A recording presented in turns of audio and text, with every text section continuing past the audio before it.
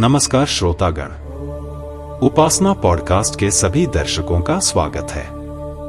आप श्रवण कर रहे हैं शिव महापुराण की कथा।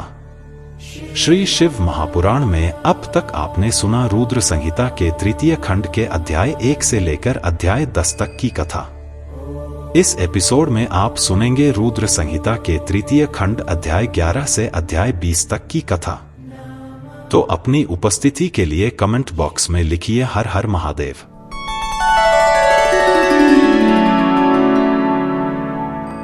ग्यारहवां अध्याय।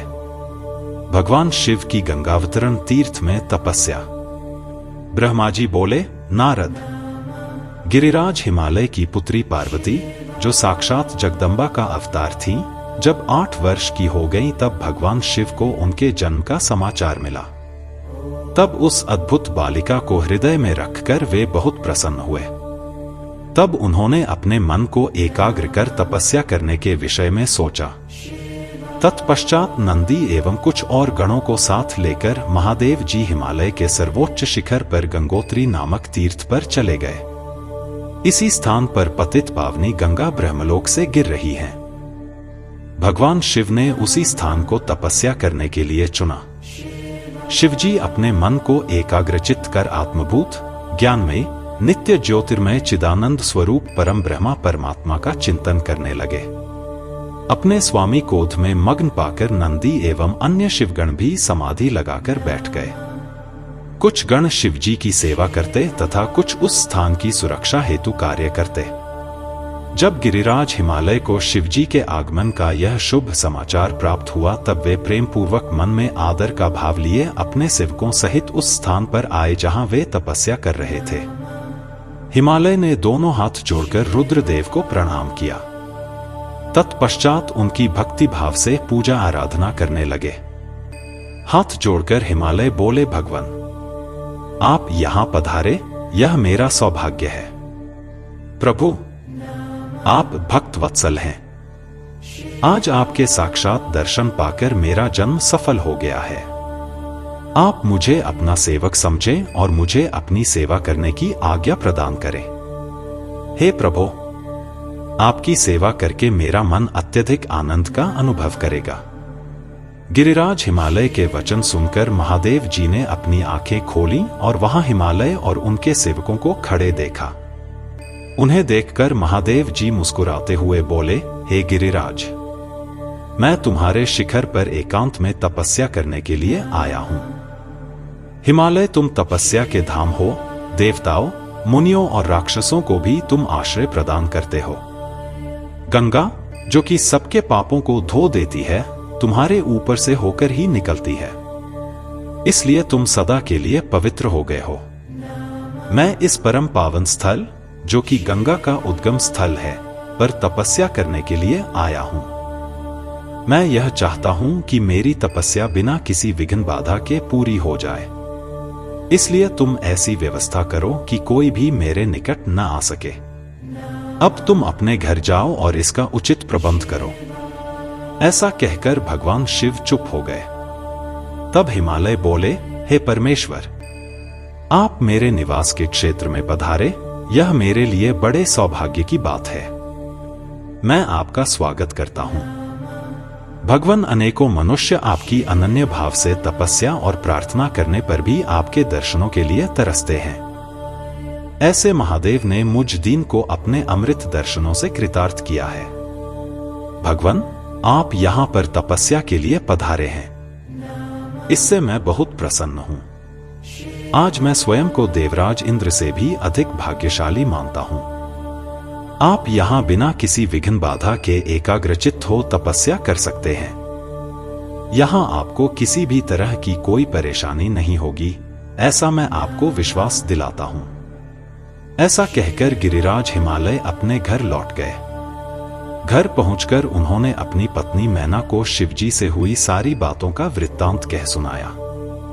तब उन्होंने अपने सेवकों को बुलाया और समझाते हुए कहने लगे कि आज से कोई भी गंगावतरण अर्थात गंगोत्री नामक स्थान पर नहीं जाएगा। वहां जाने वाले को मैं दंड दूंगा। इस प्रकार हिमालय ने अपने गणों को शिवजी की तपस्या के स्थान पर न जाने का आदेश दे दिया। रुद्र संहिता के तृतीय खंड का 11वां अध्याय समाप्त हुआ।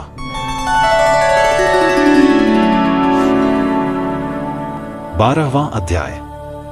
पार्वती को सेवा में रखने के लिए हिमालय का शिव को मनाना। ब्रह्मा जी बोले, हे मुनि नारद।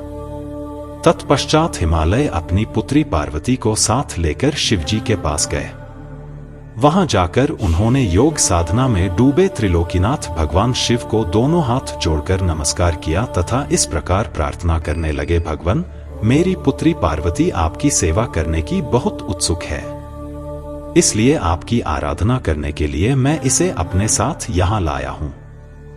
हे प्रभु, यह अपनी 2 सखियों के साथ आपकी सेवा में रहेगी। आप मुझ पर कृपा करके इसे अपनी सेवा का अवसर प्रदान करिए। तब भगवान शिव ने उस परम सुंदरी हिमालय कन्या पार्वती को देखकर अपनी आंखें बंद कर लीं और पुनः परम ब्रह्म के स्वरूप का ध्यान करने में निमग्न हो गए। उस समय सर्वेश्वर एवं सर्वव्यापी शिवजी तपस्या करने लगे। यह देखकर हिमालय इस सोच में डूब गए कि भगवान शंकर उनकी तपस्या स्वीकार करेंगे या नहीं। तब एक बार पुनः हिमालय ने दोनों हाथ जोड़कर शिवजी के चरणों में प्रणाम किया और बोले, हे देवाधिदेव महादेव, हे भोलेनाथ, शिव शंकर, मैं दोनों हाथ जोड़े आपकी शरण में आया हूं। कृपया आंखें खोलकर मेरी ओर देखिए भगवान, आप सभी विपत्तियों को दूर करते हैं।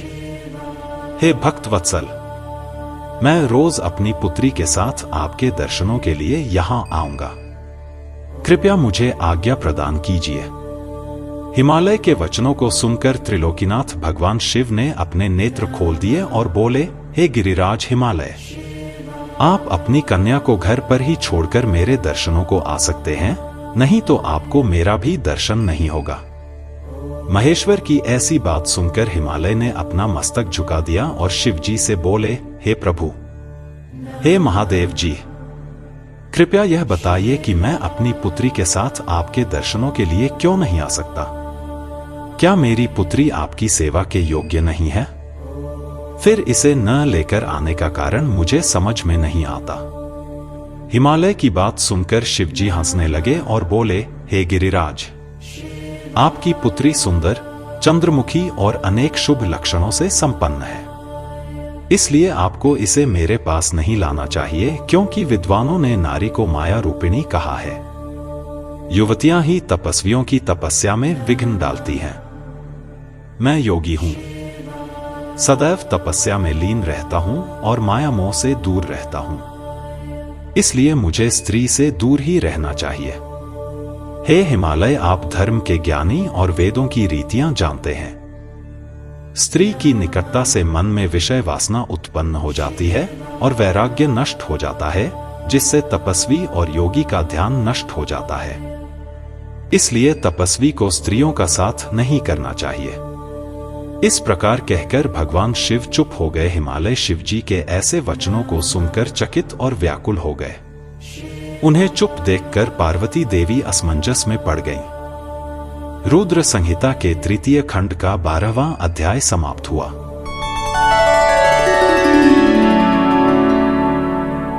13वां अध्याय। पार्वती शिव का दार्शनिक संवाद।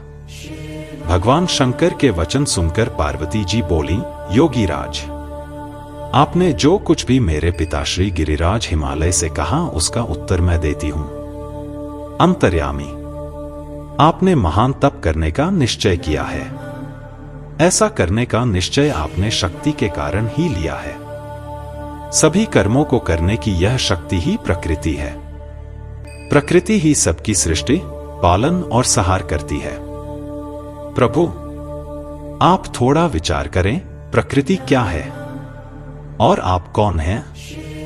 यदि प्रकृति न हो तो शरीर तथा स्वरूप किस प्रकार हो? आप सदा प्राणियों के लिए वंदनीय और चिंतनीय हैं। यह सब प्रकृति के ही कारण है।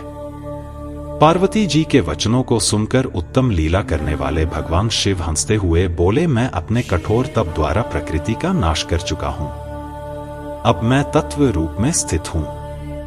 साधु पुरुषों को प्रकृति का संग्रह नहीं करना चाहिए।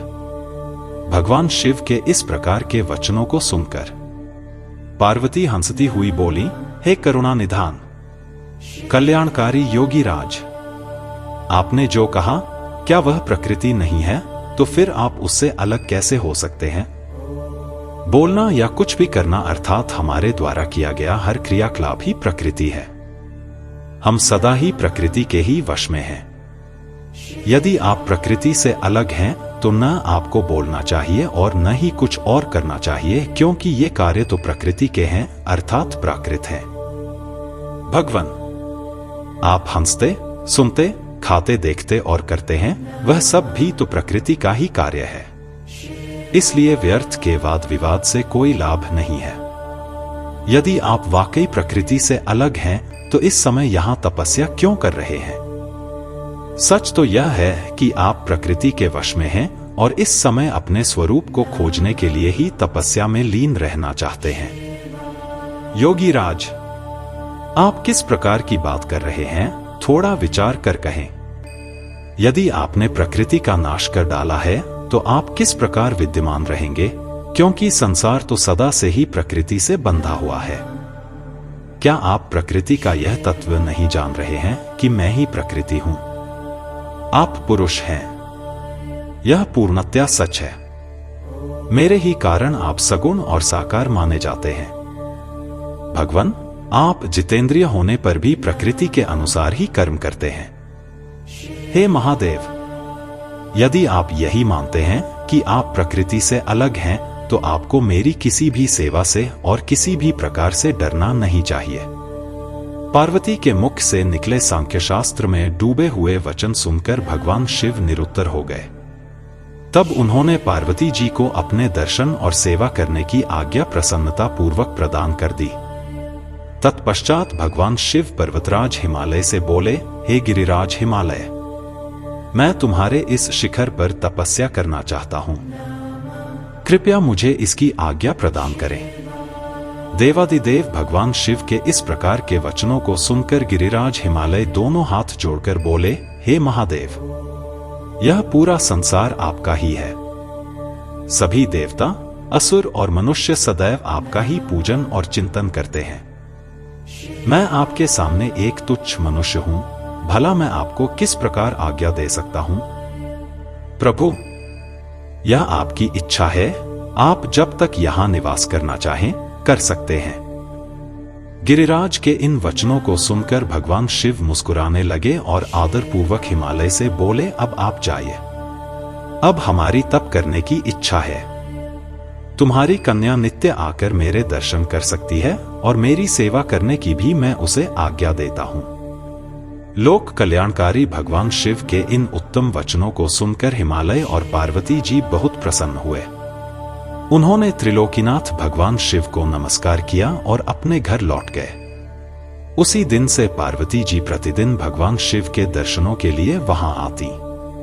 उस समय उनके साथ उनकी 2 सखियां भी वहां जाती और भक्ति पूर्वक शिव जी की सेवा करती। वे महादेव के चरणों को धोकर उस चरणामृत को पीती थी। तत्पश्चात उनके चरणों को पोंछती। फिर उनका षोडशोपचार अर्थात 16 उपचारों से विधिवत पूजन करने के पश्चात अपने घर वापस लौट आती। इस प्रकार प्रतिदिन शिवजी का पूजन करते हुए बहुत समय व्यतीत हो गया। कभी कभी पार्वती जी अपनी सखियों के साथ वहां भक्ति पूर्वक उनके भजनों को भी गाती थी। एक दिन सदाशिव ने पार्वती जी को इस प्रकार अपनी सेवा में तत्पर देखकर विचार किया कि जब इनके हृदय में उपजे अभिमान के बीज के अंकुर का नाश हो जाएगा, तभी मैं इनका पाणी ग्रहण करूंगा। ऐसा सोचकर लीलाधारी भगवान शिव पुनः ध्यान में मग्न हो गए। तब उनका मन चिंतामुक्त हो गया। तब देवी पार्वती भगवान शिव के रूप का चिंतन करती हुई भक्ति भाव से उनकी सेवा करती रहती। भगवान शंकर भी शुद्ध भाव से पार्वती को प्रतिदिन दर्शन देते थे। इसी बीच इंद्र और अन्य देवता व मुनि ब्रह्मा जी के पास पहुंचे। ब्रह्मा जी की आज्ञा से कामदेव हिमालय पर्वत पर गए। सभी देवताओं के कार्य की सिद्धि हेतु काम की प्रेरणा से वे पार्वती शिव का संयोग कराना चाहते थे। इसका कारण यह था कि महापराक्रमी तारकासुर ने ऋषिमुनियों और देवताओं की नाक में दम कर रखा था। उसका वध करने के लिए उन्हें भगवान शिव जैसे महापराक्रमी और बलवान पुत्र की आवश्यकता थी। कामदेव ने हिमालय के शिखर पर पहुंचकर अनेक यत्न किए, परंतु भगवान शिव काम की माया से मोहित न हो सके। उन्होंने क्रोध से कामदेव को भस्म कर दिया। अब शक्ति में ही सामर्थ्य थी कि शिव को मोहित कर वे देवताओं की इच्छा को साकार करती। इसीलिए काम के अनंग होने के बाद जन कल्याण के लिए तथा अपने व्रत को पूरा करने के लिए पार्वती ने मन ही मन शिवजी को पति रूप में पाने का दृढ़ निश्चय कर लिया। कठोर तपस्या करके देवी पार्वती ने शिवजी के हृदय को जीत लिया। तब वे दोनों अत्यंत प्रेम से प्रसन्नता पूर्वक रहने लगे और उन्होंने देवताओं के महान कार्य को सिद्ध किया। रुद्र संहिता के तृतीय खंड का 13वां अध्याय समाप्त हुआ।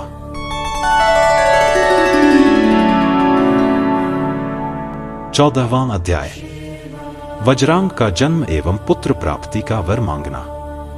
नारद जी कहने लगे, ब्रह्मा जी, तारकासुर कौन था जिसने देवताओं को भी पीड़ित किया? उन्हें स्वर्ग से निष्कासित कर दिया और स्वर्ग पर अपना एकाधिकार स्थापित कर लिया। कृपया मुझे इसके विषय में बताइए। ब्रह्मा जी बोले, हे मुनि नारद, मरीचि के पुत्र कश्यप मुनि थे। उनकी 13 स्त्रियां थीं, जिसमें सबसे बड़ी दिति थी। उससे हिरण्यकशिपु तथा हिरण्याक्ष नामक 2 पुत्र हुए। हिरण्यकशिपु तथा हिरण्याक्ष को श्रीहरि विष्णु ने वाराह तथा नृसिंह का रूप धारण करके मार दिया था। तब अपने पुत्रों के मर जाने से दुखी होकर दिति ने कश्यप से प्रार्थना की तथा उनकी बहुत सेवा की। उनकी कृपा से दिति पुनः गर्भवती हुई। जब इंद्र को इस बात का पता चला तो उन्होंने दिति के गर्भ में ही उनके बच्चे के छोटे छोटे टुकड़े कर दिए, परंतु दिति के व्रत एवं अन्य भक्ति भाव से बालक को मारने में वे सफल न हुए। समय पूरा होने पर उसके गर्भ से 49 बालक उत्पन्न हुए। ये सभी भगवान शिव के गण हुए तथा शीघ्र ही स्वर्ग में चले गए। तत्पश्चात दिति पुनः अपने पति कश्यप मुनि के पास गई और उनसे पुनः मां बनने के विषय में कहने लगी। तब कश्यप मुनि ने कहा, हे प्रिय दिति, अपना तनमन शुद्ध कर भक्ति भाव से तपस्या करो।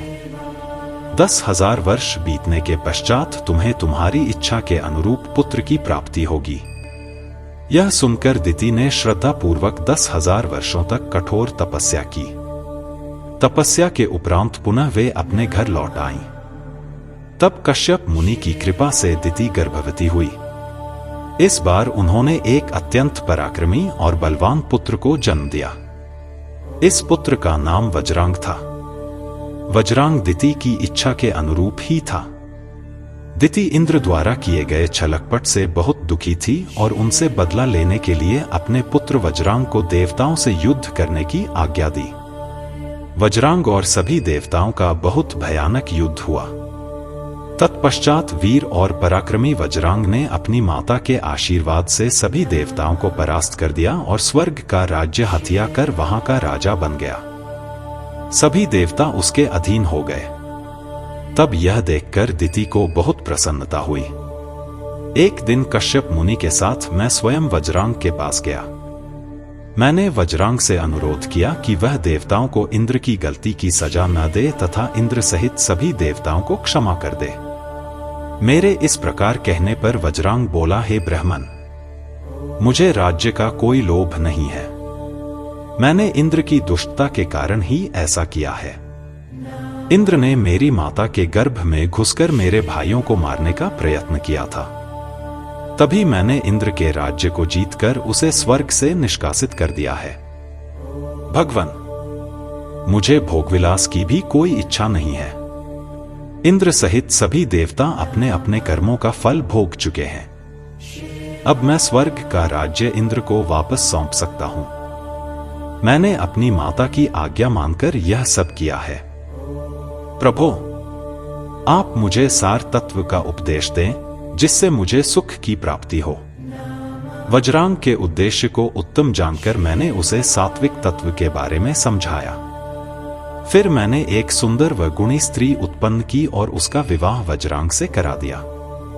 वज्रांग ने अपने सभी बुरे विचारों को त्याग दिया, परंतु उसकी पत्नी के हृदय में बुरे विचारों का ही मानो साम्राज्य था। उसकी पत्नी ने उसकी बहुत सेवा की। तब प्रसन्न होकर वज्रांग ने कहा, हे प्राणप्रिया, तुम क्या चाहती हो? मुझे बताओ, मैं तुम्हारी इच्छाएं अवश्य पूरी करूंगा। यह सुनकर वह परम सुंदरी बोली, पतिदेव, यदि आप मेरी सेवा से प्रसन्न हैं तो कृपया मुझे इस त्रिलोकी को जीतने वाला महापराक्रमी और बलवान पुत्र प्रदान करिए, जो ऐसा बलवान हो कि समस्त देवता उससे भयभीत रहें। अपनी पत्नी के ऐसे वचन सुनकर वज्रांग सोच में डूब गया, क्योंकि वह स्वयं देवताओं से किसी प्रकार का कोई बैर नहीं रखना चाहता था, परंतु उसकी पत्नी देवताओं के साथ शत्रुता बढ़ाना चाहती थी। वज्रांग सोचने लगा कि यदि सिर्फ अपनी पत्नी की इच्छा को सर्वोपरि मानकर उसे पूरा कर दिया तो सारे संसार सहित देवताओं एवं मुनियों को दुख उठाना पड़ेगा, और यदि पत्नी की इच्छा को पूरा नहीं किया तो मैं नरक का भागी बनूंगा। तब इस धर्म संकट में पड़ने के बाद उसने अपनी पत्नी की अभिलाषा को पूरा किया। अपनी पत्नी की इच्छानुसार पुत्र प्राप्त करने हेतु वज्रांग ने बहुत वर्षों तक कठोर तपस्या की। मुझसे वर प्राप्त कर अत्यंत हर्षित होता हुआ वज्रांग अपनी पत्नी को पुत्र प्रदान करने हेतु अपने लोक में चला गया। रुद्र संहिता के तृतीय खंड का 14वां अध्याय समाप्त हुआ।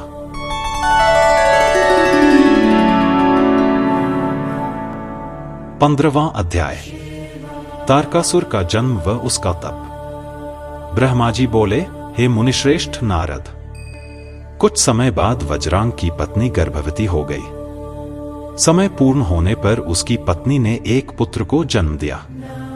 वह बालक बहुत लंबा चौड़ा था। उसका शरीर बहुत अधिक विशाल था। वह अत्यंत शक्तिशाली और पराक्रमी था। उसके जन्म के समय सारे संसार में कोहराम मच गया। चारों ओर उपद्रव होने लगे। आकाश में भयानक बिजलियां चमकने लगी तथा चारों दिशाओं में भयंकर गर्जनाएं होने लगी। धरती पर भूकंप आ गया। पहाड़ कांपने लगे। नदी, सरोवर का जल जोर जोर से उछलने लगा। चारों ओर आंधियां चलने लगीं। सूर्य को राहु ने निगल लिया और चारों ओर अंधकार छा गया। उसके जन्म के समय के ऐसे अशुभ लक्षणों को देखते हुए कश्यप मुनि ने उसका नाम तारक रखा। तारक का जन्म हो जाने पर वज्रांग के घर ही उसका लालन पालन होने लगा। थोड़े ही समय में तारक का शरीर और बड़ा हो गया। वह पर्वत के समान विशाल और विकराल होता जा रहा था। कुछ समय पश्चात तारक ने अपनी माता और पिता वज्रांग से तपस्या करने की आज्ञा मांगी। तब उसके माता पिता ने प्रसन्नता पूर्वक उसको आज्ञा प्रदान कर दी। साथ ही उसकी माता ने उसे यह आदेश दिया कि वह देवताओं को अवश्य जीते और उन पर अपना आधिपत्य कर स्वर्ग पर अधिकार कर ले। अपनी माता की आज्ञा पाकर वज्रांग का पुत्र तारक तपस्या करने के लिए मधुवन चला गया। वहां तारक ने मुझे प्रसन्न करने के लिए कठोर तप करना आरंभ कर दिया। उसने अपने दोनों हाथों को सिर के ऊपर ऊंचा कर लिया और ऊपर की ओर देखने लगा तथा एक पैर पर खड़े होकर एकाग्र मन से 100 वर्ष तक तपस्या करता रहा। उस समय वह केवल जल और वायु से ही अपना जीवन यापन कर रहा था। तत्पश्चात उसने 100 वर्ष जल में, 100 वर्ष थल में, 100 वर्ष अग्नि में रहकर कठिन तप करके मुझे प्रसन्न करने का प्रयत्न किया। फिर 100 वर्ष पृथ्वी पर हथेली धारण करके, 100 वर्ष वृक्ष की शाखा को पकड़कर तथा अनेकों प्रकार के दुख सह सहकर वह तप करता रहा। इस तपस्या के प्रभाव से उसके शरीर से तेज निकलने लगा, जिससे देवलोक जलने लगा। यह देखकर सभी देवता घबरा गए। फिर मैं स्वयं तारकासुर के पास वरदान देने के लिए गया। मैंने तारकासुर से कहा, तारक, मैं तुम्हारी इस दुस्सह तपस्या से बहुत प्रसन्न हूं। तुमने इस प्रकार कठोर तप करके मुझे प्रसन्न किया है। तुम्हारा इसके पीछे क्या प्रयोजन है, निस्संकोच मुझे बताओ। मैं तुम्हें तुम्हारा मनोवांछित फल अवश्य प्रदान करूंगा। तुम अपनी इच्छानुसार वर मांगो। ब्रह्मा जी के इन वचनों को सुनकर तारकासुर उनकी स्तुति करने लगा। तत्पश्चात वह बोला, हे विधाता, हे ब्रह्मा जी, अगर आप मेरी तपस्या से प्रसन्न होकर मुझे वरदान देना चाहते हैं तो प्रभु मुझे पहला वर यह दें कि आपके द्वारा बनाई गई इस सृष्टि में मेरे समान कोई भी तेजवान और बलवान न हो। दूसरा वर यह दें कि मैं अमर हो जाऊं, अर्थात कभी भी मृत्यु को प्राप्त न हो। तब मैंने कहा कि इस संसार में कोई भी अमर नहीं है, इसलिए तुम इच्छानुसार मृत्यु का वर मांगो। तारक ने अहंकार भरी विनम्रता से निवेदन किया, भगवान मेरी मृत्यु भगवान शंकर के वीर्य से उत्पन्न बालक के चलाए हुए शस्त्र से ही हो और कोई मेरा वध न कर पाए। मैंने तारक को उसके मांगे हुए वर प्रदान कर दिए तथा अपने लोक में लौट आया। वर पाकर तारक बहुत खुश था। वह भी वर प्राप्ति का समाचार देने के लिए अपने घर को चला गया। दैत्यों के गुरु शुक्राचार्य ने तारक को असुरों का राजा बना दिया। अब तारक तारकासुर नाम से प्रसिद्ध हो गया। वह तीनों लोकों पर अपना अधिकार स्थापित करना चाहता था, इसलिए सबको पीड़ित कर, उनसे युद्ध कर, उन्हें हराकर सबके राज्यों पर अपना अधिकार करता जा रहा था। स्वर्ग के राजा इंद्र ने भी डरकर अपना वाहन ऐरावत हाथी, अपना खजाना और 9 सफेद रंग के घोड़े उसे दे दिए। ऋषियों ने डर के मारे कामधेनु गाय तारकासुर को दे दी।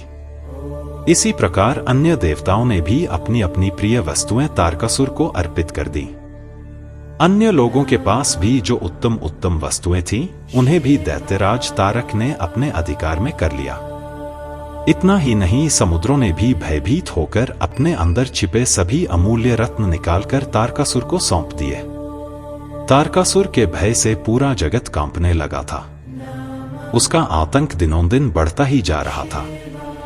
पृथ्वी, सूर्य, चंद्रमा, वायु, अग्नि सभी तारकासुर के डर के कारण अपने सभी कार्य सुचारू रूप से कर रहे थे। दैत्यराज तारकासुर ने देवताओं और पितरों के भागों पर भी अपना अधिकार जमा लिया था। उसने इंद्र को युद्ध में हराकर स्वर्ग का सिंहासन भी हासिल कर लिया था। उसने स्वर्ग के में सभी देवताओं को वहां से निष्कासित कर दिया, जो अपनी प्राण रक्षा के लिए इधर उधर भटक रहे थे। रुद्र संहिता के 3 खंड का 15वां अध्याय समाप्त हुआ।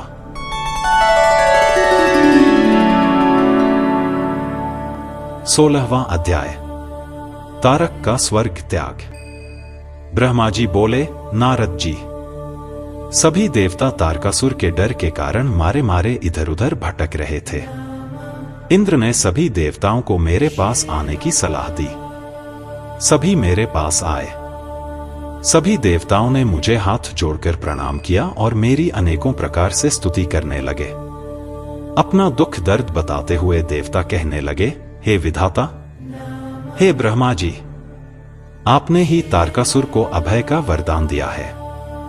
तभी से तारक त्रिलोकों को जीतकर अभिमानी होता जा रहा है।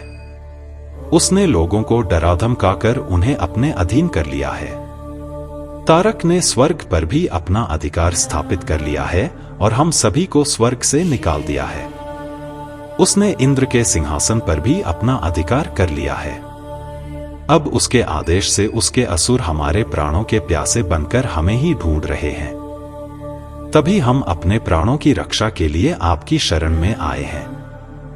हे प्रभु, हमारे दुखों को दूर कीजिए। देवताओं के कष्टों को सुनकर मुझे बहुत दुख हुआ। मैंने उन्हें सांत्वना देते हुए कहा, मैं इस संबंध में कुछ भी नहीं कर सकता, क्योंकि तारकासुर के घोर तप से प्रसन्न होकर ही मैंने उसे अतुल्य बलशाली होने का वर प्रदान किया था, परंतु उसने मदांध होकर सभी देवताओं और मनुष्यों को प्रताड़ित किया है और उनकी संपत्तियों पर जबरदस्ती अपना अधिकार कर लिया है। इसलिए अब आप सभी इस बात से निश्चिंत रहिए कि एक दिन तारकासुर का विनाश अवश्य ही होगा। उसकी मृत्यु जरूर होगी, पर इस समय हम विवश हैं। इस समय तारक को मैं, विष्णु जी और शिव जी, इन तीनों में से कोई भी नहीं मार सकता, क्योंकि उसने मुझसे वर पाया है कि उसका वध शिव जी के वीर्य से उत्पन्न उनके पुत्र के द्वारा ही हो सकता है। इसलिए तुम सबको शिव जी के विवाह के पश्चात उनके पिता बनने तक प्रतीक्षा करनी ही पड़ेगी। प्रतीक्षा के अलावा अन्य कोई भी उपाय संभव नहीं है। यह सुनकर इंद्र सहित सभी देवता असमंजस में पड़ गए तथा पूछने लगे कि प्रभु महादेव जी की प्रिय पत्नी सती ने तो अपना शरीर योगाग्नि में नष्ट कर दिया है। अब वे कैसे और किससे विवाह करेंगे और यह कैसे संभव हो सकेगा? तब मैंने उन्हें बताया कि प्रजापति दक्ष की पुत्री और त्रिलोकीनाथ शिवजी की प्राणवल्लभा सती हिमालय पत्नी मैना के गर्भ से जन्म लेकर बड़ी हो गई हैं। उनका नाम पार्वती है। पार्वती ही भगवान शिव की पत्नी बनने का गौरव प्राप्त करेंगी। अतः अब तुम भगवान शिव के पास जाकर उन्हें विवाह के लिए राजी करने की कोशिश करो। शिव पार्वती का पुत्र ही तुम्हें तारकासुर के भय से मुक्त करा सकता है। अतएव तुम भगवान शिव से प्रार्थना करो कि वे पार्वती के साथ विवाह करने के लिए राजी हो जाएं। इस बात को अच्छे से जान लो कि शिव पुत्र ही तुम्हारा उद्धार कर सकता है। अब मैं तारकासुर को समझाता हूं कि वह व्यर्थ में देवताओं को तंग करना बंद कर दे और उन्हें उनका भाग वापस दे दे और स्वयं भी शांति से जीवन यापन करे। यह कहकर मैंने इंद्र व अन्य देवताओं को वहां से विदा किया। तत्पश्चात मैं स्वयं तारकासुर को समझाने के लिए उसके पास गया। तारकासुर ने मुझे प्रणाम किया और मेरी स्तुति एवं वंदना करने लगा। मैंने तारकासुर से कहा, हे पुत्र तारक, मैंने तुम्हारी भक्ति भाव से की गई तपस्या से प्रसन्न होकर तुम्हें मनोवांछित वर प्रदान किए थे। वे वरदान मैंने खुशी से तुम्हारी बेहतरी के लिए दिए थे, परंतु तुम उन वरदानों का गलत उपयोग कर रहे हो। वर प्राप्त करने के उपरांत तुम अपनी सीमाओं को भूल गए हो। अनावश्यक अभिमान के नशे में चूर होकर तुम्हें यह भी याद नहीं रहा कि देवता सर्वथा पूजनीय और वंदनीय होते हैं। तुमने उन्हें भी कष्ट पहुंचाया है, साथ ही उन्हें स्वर्ग से निकालकर बेघर कर दिया है। तुम्हारे सशस्त्र सैनिक अभी भी देवताओं को मारने के लिए ढूंढ रहे हैं। तारकासुर, स्वर्ग पर सिर्फ देवताओं का ही अधिकार है। वहां से उन्हें निकालने की तुम्हारी कैसे हिम्मत हुई? स्वर्ग का राज्य छोड़कर वापस पृथ्वी पर लौट जाओ और वहीं पर शासन करो। यह मेरी आज्ञा है। तारकासुर को यह आदेश देकर मैं वहां से लौट आया। तत्पश्चात तारकासुर ने मेरी का सम्मान करते हुए स्वर्ग का राज्य छोड़ दिया। वह पृथ्वी पर आकर शोणित नामक नगर पर शासन करने लगा। मेरी आज्ञा पाकर देवताओं सहित देवेंद्र स्वर्गलोक को चले गए और पूर्व की भांति पुनः स्वर्ग का शासन करने लगे। रुद्र संहिता के तृतीय खंड का 16वां अध्याय समाप्त हुआ।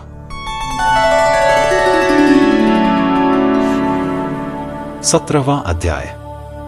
कामदेव का शिव को मोहने के लिए प्रस्थान। ब्रह्मा जी बोले, नारद, स्वर्ग में सब देवता मिलकर सलाह करने लगे कि किस प्रकार से भगवान रुद्र काम से सम्मोहित हो सकते हैं। शिवजी किस प्रकार पार्वती जी का पाणी ग्रहण करेंगे। यह सब सोचकर देवराज इंद्र ने कामदेव को याद किया। कामदेव तुरंत ही वहां पहुंच गए। तब इंद्र ने कामदेव से कहा, हे मित्र, मुझ पर बहुत बड़ा दुख आ गया है। उस दुख का निवारण सिर्फ तुम ही कर सकते हो। हे काम, जिस प्रकार वीर की परीक्षा रणभूमि में, स्त्रियों के कुल की परीक्षा पति के असमर्थ हो जाने पर होती है, उसी प्रकार सच्चे मित्र की परीक्षा विपत्ति काल में ही होती है। इस समय मैं भी बहुत बड़ी मुसीबत में फंसा हुआ हूं और इस विपत्ति से आप ही मुझे बचा सकते हैं। यह कार्य देवहित के लिए है, इसमें कोई संशय नहीं है। देवराज इंद्र की बातें सुनकर कामदेव मुस्कुराए और बोले, हे देवराज, इस संसार में कौन मित्र है और कौन शत्रु, यह तो वाकई देखने की वस्तु है। इसे कहकर कोई लाभ नहीं है। देवराज, मैं आपका मित्र हूं और आपकी सहायता करने की पूरी कोशिश अवश्य ही करूंगा। इंद्रदेव, जिसने आपके पद और राज्य को छीनकर आपको परेशान किया है, मैं उसे दंड देने के लिए आपकी हर संभव मदद अवश्य करूंगा। अतः जो कार्य मेरे योग्य है, मुझे अवश्य बताइए। कामदेव के इस कथन को सुनकर इंद्रदेव बड़े प्रसन्न हुए और उनसे बोले, हे तात, मैं जो कार्य करना चाहता हूं उसे सिर्फ आप ही पूरा कर सकते हैं। आपके अतिरिक्त कोई भी उस कार्य को करने के विषय में सोच भी नहीं सकता। तारक नाम का एक प्रसिद्ध दैत्य है। तारक ने ब्रह्मा जी की घोर तपस्या करके वरदान प्राप्त किया है। तारक अजेय हो गया है। अब वह पूर्णतः निश्चिंत होकर पूरे संसार को कष्ट दे रहा है। वह धर्म का नाश करने को आतुर है। उसने सभी देवी देवताओं और ऋषिमुनियों को दुखी कर रखा है। हम देवताओं ने उससे युद्ध किया परंतु उस पर अस्त्र शस्त्रों का कोई प्रभाव नहीं पड़ा। यही नहीं, स्वयं श्रीहरि का सुदर्शन चक्र भी तारक का कुछ नहीं बिगाड़ सका। मित्र, भगवान शिव के वीर्य से उत्पन्न हुआ बालक ही तारकासुर का वध कर सकता है। अतः तुम्हें भगवान शिव के हृदय में आसक्ति पैदा करनी है। भगवान शंकर इस समय हिमालय पर्वत पर तपस्या कर रहे हैं और देवी पार्वती अपनी सखियों के साथ मिलकर महादेव जी की सेवा कर रही हैं। ऐसा करने के पीछे देवी पार्वती का उद्देश्य प्रभु शिव को पति रूप में प्राप्त करना है, परंतु भगवान शिव तो परम योगी हैं। उनका मन सदैव ही उनके वश में है। हे कामदेव, आप कुछ ऐसा उपाय करें कि भगवान शंकर के हृदय में पार्वती का निवास हो जाए और वे उन्हें अपनी प्राणवल्लभा बना उनका पाणी ग्रहण कर लें। आप कुछ ऐसा कार्य करें जिससे देवताओं के सभी कष्ट दूर हो जाएं और हम सभी को तारकासुर नामक दैत्य से हमेशा के लिए छुटकारा मिल जाए। यदि कामदेव आप ऐसा करने में सफल हो जाएंगे तो हम सभी आपके सदैव आभारी रहेंगे। ब्रह्मा जी बोले, नारद। देवराज इंद्र के कथन को सुनकर कामदेव का मुख प्रसन्नता से खिल गया। तब कामदेव देवराज से कहने लगे कि मैं इस कार्य को अवश्य करूंगा। इंद्रदेव को कार्य करने का आश्वासन देकर कामदेव अपनी पत्नी रति और वसंत को अपने साथ लेकर हिमालय पर्वत पर चल दिए, जहां शिवजी तपस्या कर रहे थे। रुद्र संहिता के तृतीय खंड का 17वां अध्याय समाप्त हुआ। 18वां अध्याय, कामदेव का भस्म होना। ब्रह्मा जी बोले, हे मुनि नारद, कामदेव अपनी पत्नी रति और वसंत ऋतु को अपने साथ लेकर हिमालय पर्वत पर पहुंचे, जहां त्रिलोकीनाथ भगवान शिव शंकर तपस्या में मग्न बैठे थे। कामदेव ने शिवजी पर अपने बाण चलाए। इन बाणों के प्रभाव से शिवजी के हृदय में देवी पार्वती के प्रति आकर्षण होने लगा तथा उनका ध्यान तपस्या से हटने लगा। ऐसी स्थिति देख महायोगी शिव अत्यंत आश्चर्यचकित हुए और मन में सोचने लगे कि मैं क्यों अपना ध्यान एकाग्रचित्त नहीं कर पा रहा हूं। मेरी तपस्या में यह कैसा विघ्न आ रहा है। अपने मन में यह सोचकर भगवान शिव इधर उधर चारों ओर देखने लगे। जब महादेव जी की दृष्टि दिशाओं पर पड़ी तो वे भी डर के मारे कांपने लगीं। तभी भगवान शिव की दृष्टि सामने छिपे हुए कामदेव पर पड़ी। उस समय काम पुनः बाण छोड़ने वाले थे। उन्हें देखते ही शिवजी को बहुत क्रोध आ गया। इतने में काम ने अपना बाण छोड़ दिया, परंतु क्रोधित हुए शिवजी पर उसका कोई प्रभाव नहीं हो सका। वह बाण शिवजी के पास आते ही शांत हो गया। तब अपने बाण को बेकार हुआ देख कामदेव डर से कांपने लगे और इंद्र आदि देवताओं को याद करने लगे। सभी देवतागण वहां आ पहुंचे और महादेव जी को प्रणाम करके उनकी भक्ति भाव से स्तुति करने लगे। जब देवतागण उनकी स्तुति कर ही रहे थे तभी भगवान शिव के मस्तक के बीचों बीच स्थित तीसरा नेत्र खुला और उसमें से आग निकलने लगी। वह आग आकाश में ऊपर उड़ी और अगले ही पल पृथ्वी पर गिर पड़ी। फिर चारों ओर गोले में घूमने लगी।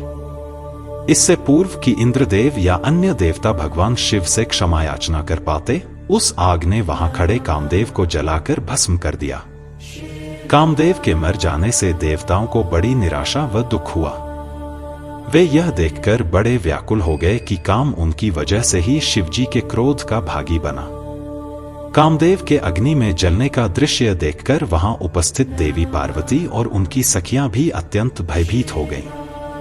उनका शरीर जड़ हो गया, जैसे शरीर का खून सफेद हो गया हो। पार्वती अपनी सखियों के साथ तुरंत अपने घर की ओर चली गईं। कामदेव की पत्नी रति तो मूर्छित होकर गिर पड़ी। मूर्छा टूटने पर वह जोर जोर से विलाप करने लगी, अब मैं क्या करूं, कहां जाऊं? देवताओं ने मेरे साथ बहुत बुरा किया, जो मेरे पति को यहां भेजकर शिवजी के क्रोध की अग्नि में भस्म करा दिया। हे स्वामी, हे प्राणप्रिय, ये आपको क्या हो गया? इस प्रकार देवी रति रोती बिलखती हुई अपने सिर के बालों को जोरों से नोचने लगी। उनके करुण क्रंदन को सुनकर समस्त चराचर जीव भी अत्यंत दुखी हो गए। तत्पश्चात इंद्र आदि देवता वहां देवी रति को धैर्य देते हुए उन्हें समझाने लगे। देवता बोले, हे देवी, आप अपने पति कामदेव के शरीर की भस्म का थोड़ा सा अंश अपने पास रख लो और अनावश्यक भय से मुक्त हो जाओ। त्रिलोकीनाथ करुणानिधान शिवजी अवश्य ही कामदेव को पुनः जीवित कर देंगे। तब तुम्हें पुनः कामदेव की प्राप्ति हो जाएगी। वैसे भी संसार में सब कुछ पूर्व निश्चित कर्मों के अनुसार ही होता है, अतः आप दुख को त्याग दें। भगवान शिव अवश्य ही कृपा करेंगे। इस प्रकार देवी रति को अनेक आश्वासन देकर सभी देवता शिवजी के पास गए और उन्हें प्रणाम करते हुए कहने लगे, हे भक्तवत्सल, हे त्रिलोकीनाथ, भगवान आप कामदेव के ऊपर किए अपने क्रोध पर पुनः विचार अवश्य करिए।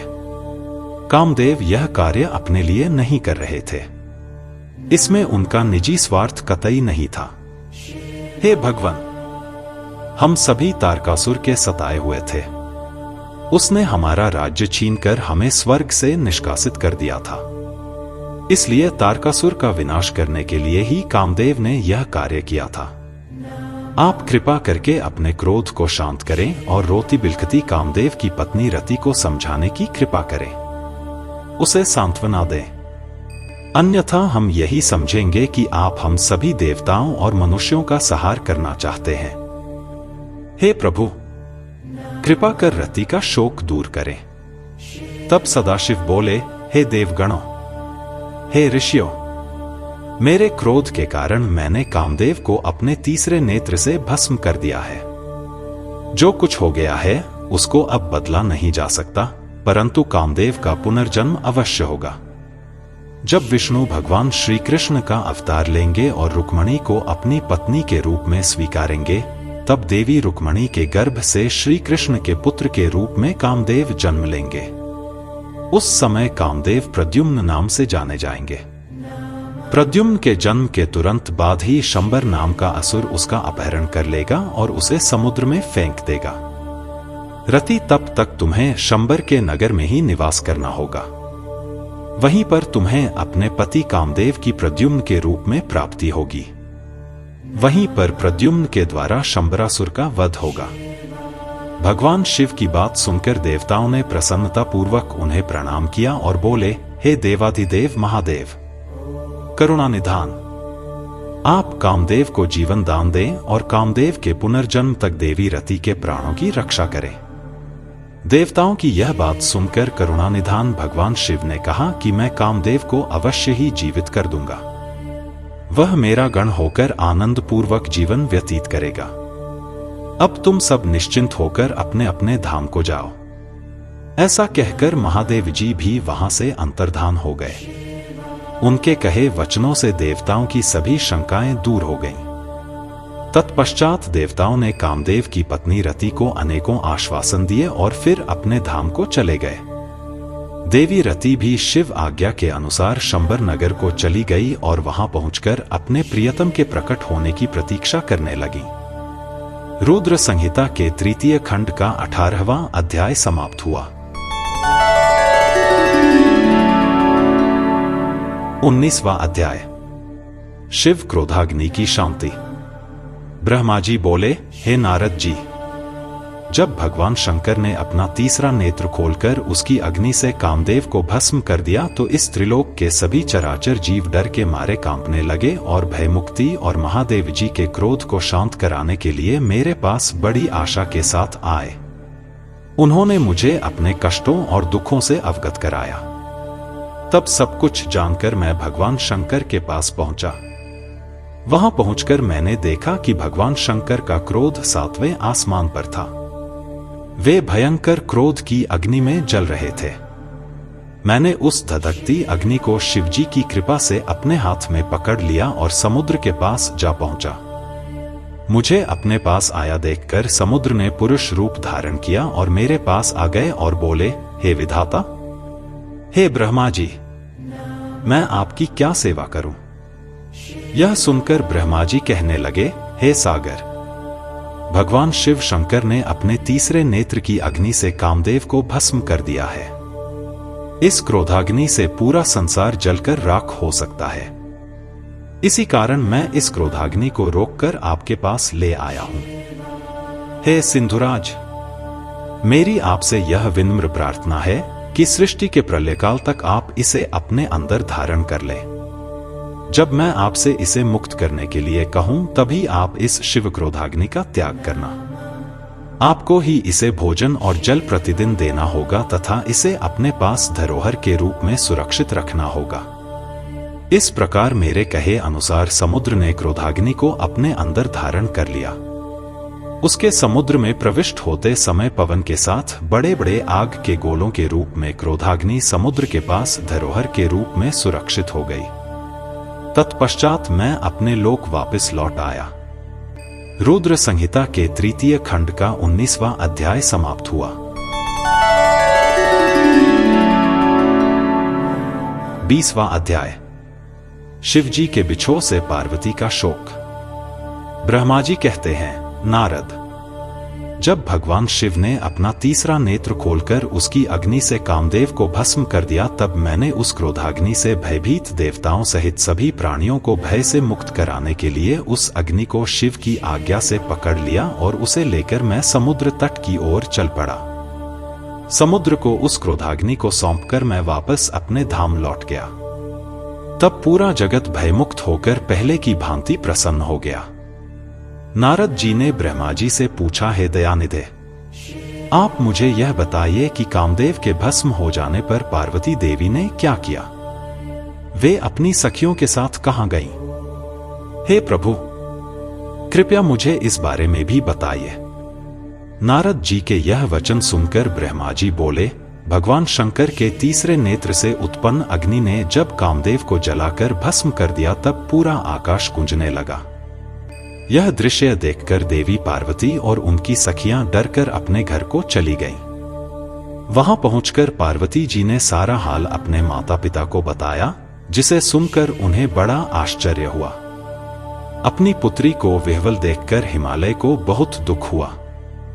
हिमालय ने पार्वती के आंसुओं को पोंछकर कहा, पार्वती, डरो मत और रो मत। तब हिमालय ने अपनी पुत्री को अनेकों प्रकार से सांत्वना दी। कामदेव को भस्म करने के उपरांत शिवजी वहां से अंतर्धान हो गए। तब शिवजी को वहां न पाकर पार्वती अत्यंत व्याकुल हो गईं। उनकी नींद और चैन जाते रहे। वे दुखी और बेचैन रहने लगीं। उन्हें कहीं भी सुख शांति का अनुभव नहीं होता था। तब उन्हें अपने रूप के प्रति भी शंका होती थी। पार्वती सोचती कि क्यों मैंने अपनी सखियों द्वारा समझाने पर भी कभी ध्यान नहीं दिया। देवी पार्वती सोते जागते, खाते पीते, नहाते धोते, चलते फिरते और अपनी सखियों के साथ होते हुए भी सिर्फ महादेव जी का ही ध्यान और चिंतन करती थी। इस प्रकार उनका मन शिवजी के बिछोह की वेदना सहन नहीं कर पा रहा था। वे शारीरिक रूप से अपने पिता के घर और हृदय से भगवान शंकर के पास रहती थी। शोक में डूबी पार्वती बार बार मूर्छित हो जाती थी। इससे गिरिराज, हिमालय और उनकी पत्नी मैना बहुत दुखी रहती थी। वे पार्वती को समझाने की बहुत कोशिश करते थे, परंतु पार्वती का ध्यान शिवजी की ओर से जरा भी नहीं हटता था। हे देवर्षि नारद, एक दिन देवराज इंद्र की इच्छा से आप घूमते हुए हिमालय पर्वत पर आए। तब शैलराज हिमालय ने आपका बहुत आदर सत्कार किया और आपका कुशल मंगल पूछा। आपको उत्तम आसन पर बिठाकर हिमालय ने सारा वृत्तांत सुनाया। हिमालय ने बताया कि किस प्रकार पार्वती जी ने महादेव जी की सेवा आरंभ की। इसके बाद अपनी पुत्री के शिव पूजन से लेकर कामदेव के भस्म होने तक की सारी कथा आपको सुनाई। यह सब सुनकर आपने गिरिराज हिमालय से कहा कि आप भगवान शिव का भजन करें। तत्पश्चात हिमालय से विदा लेकर आप एकांत में गुमसुम बैठी देवी पार्वती के पास आ गए। तब उनका हित करने की इच्छा से आपने उन्हें इस प्रकार सत्य वचन कहे। आपने कहा, हे पार्वती, तुम मेरी बातें ध्यान पूर्वक सुनो। तुम्हारी यह दशा देखकर ही मैं तुमसे यह बात कह रहा हूं। तुमने हिमालय पर्वत पर पधारे महादेव जी की सेवा की, परंतु तुम्हारे मन में कहीं न कहीं अहंकार का वास हो गया था। शिव भक्त वत्सल हैं। वे अपने भक्तों पर सदैव अपनी कृपा दृष्टि बनाए रखते हैं। वे विरक्त और महायोगी हैं। तुम्हारे अंदर उत्पन्न हुए अभिमान को तोड़ने के लिए ही सदाशिव ने ऐसा किया है। अतः तुम उन्हें तपस्या द्वारा प्रसन्न करने का प्रयत्न करो। तुम चिरकाल तक उत्तम भक्ति भाव से उनकी तपस्या करो। तुम्हारी तपस्या से प्रसन्न होकर महादेव जी निश्चय ही तुम्हें अपनी सहधर्मिणी बनाना स्वीकार करेंगे। यही शिव जी को पति रूप में प्राप्त करने का एकमात्र साधन है। हे नारद, आपकी यह बात सुनकर देवी शिवा हर्षित होते हुए इस प्रकार बोली, हे मुनिश्रेष्ठ, आप सब कुछ जानने वाले तथा इस जगत का उपकार करने वाले हैं। अतः आप शिव जी की आराधना के लिए मुझे कोई मंत्र प्रदान करें। तब आपने पार्वती को पंचाक्षर शिव मंत्र नमः शिवाय का विधि पूर्वक उपदेश दिया। इसके प्रभाव का वर्णन करते हुए आपने कहा, यह मंत्र सब मंत्रों का राजा है और सभी कामनाओं को पूरा करने वाला है। यह मंत्र भगवान शिव को बहुत प्रिय है। यह साधक को भोग और मोक्ष प्रदान करने वाला है। इस पंचाक्षर मंत्र का विधि पूर्वक व नियम पूर्वक जाप करने से शिव जी के साक्षात दर्शन होते हैं। देवी, इस मंत्र का विधि पूर्वक जाप करने से तुम्हारे आराध्य देव करुणानिधान भगवान शिव शीघ्र ही तुम्हारे समक्ष प्रकट हो जाएंगे। अतः तुम शुद्ध हृदय से शिव जी के चरणों का चिंतन करती हुई इस महामंत्र का जाप करो। इससे तुम्हारे आराध्य देव संतुष्ट होकर तुम्हें दर्शन देंगे। अब देवी पार्वती, तुम इस मंत्र को जपते हुए शिव जी की तपस्या करो। इससे महादेव जी वश में हो जाते हैं। उत्तम भाव से की गई तपस्या से ही मनोवांछित फलों की प्राप्ति होती है। ब्रह्मा जी बोले, नारद, तुम भगवान शिव के प्रिय भक्त हो। तुम अपनी इच्छानुसार जगत में भ्रमण करते हो। तुमने देवी पार्वती को सभी कुछ समझाकर देवताओं के हित का कार्य किया। तत्पश्चात तुम स्वर्गलोक को चले गए। तुम्हारी बात सुनकर देवी पार्वती बहुत प्रसन्न हुई। रुद्र संहिता के तृतीय खंड का 20वां अध्याय समाप्त हुआ।